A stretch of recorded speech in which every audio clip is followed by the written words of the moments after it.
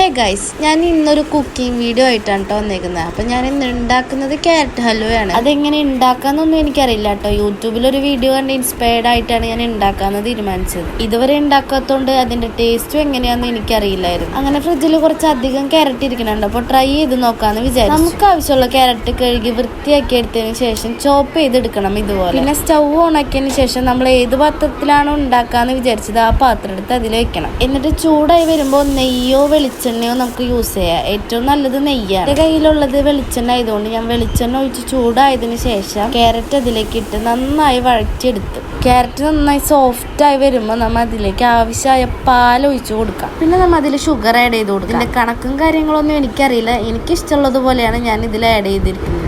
അങ്ങനെ ഇത് നന്നായി തിളച്ച് വറ്റി വരണ്ട് വരണം നമുക്ക്. അപ്പോൾ നമ്മുടെ ക്യാരറ്റ് നന്നായി സോഫ്റ്റായി കിട്ടും. അത് തിളച്ച് നന്നായി വറ്റി വരുന്നത് വരെ നമ്മൾ ക്ഷമിച്ച് നിൽക്കണം. എനിക്കിതിൽ ഏറ്റവും ടാസ്ക്കായി തോന്നിയ പണി അത് മാത്രം. അങ്ങനെ അതൊന്ന് സെറ്റായി വരുമ്പോഴേക്കും അണ്ടിപ്പരിപ്പും മുന്തിരിയൊക്കെ നമുക്ക് അതിലേക്ക് ഇട്ട് കൊടുക്കാം കേട്ടോ. നമ്മുടെ കയ്യിൽ എന്തൊക്കെ നട്ട്സ് ഉണ്ടോ അതൊക്കെ ഇടാന്നാണ് ഞാൻ കേട്ടത്. അങ്ങനെ നമ്മുടെ ക്യാരറ്റ് ഹൽവ ഏകദേശം റെഡി ചെയ്ത ഈ പരുവത്തിലായിട്ടുണ്ട്. ഇനി നമുക്കത് വേറൊരു പാത്രത്തിലേക്ക് മാറ്റിയതിന് ശേഷം ടേസ്റ്റ് ചെയ്ത് നോക്കാം. ഞാൻ തന്നെ ഉണ്ടാക്കിയോണ്ട് ആരും എസ്പിയാന്ന് വിചാരിക്കരുത്. ബട്ട് ഞാൻ എക്സ്പെക്ട് ചെയ്തതിനെക്കാട്ടും അപ്പുറമായിരുന്നു സാധനം. അതിൻ്റെ സന്തോഷമാണ് എൻ്റെ മുഖത്ത് കാണുന്നത്. അപ്പോൾ ഇന്നത്തെ വീഡിയോ ഇത്രയുള്ളൂ ഗൈസ്. ഇനി അടുത്ത വീഡിയോ ആയിട്ട് വരുന്നവരെ ടാറ്റാ ബൈ ബൈ.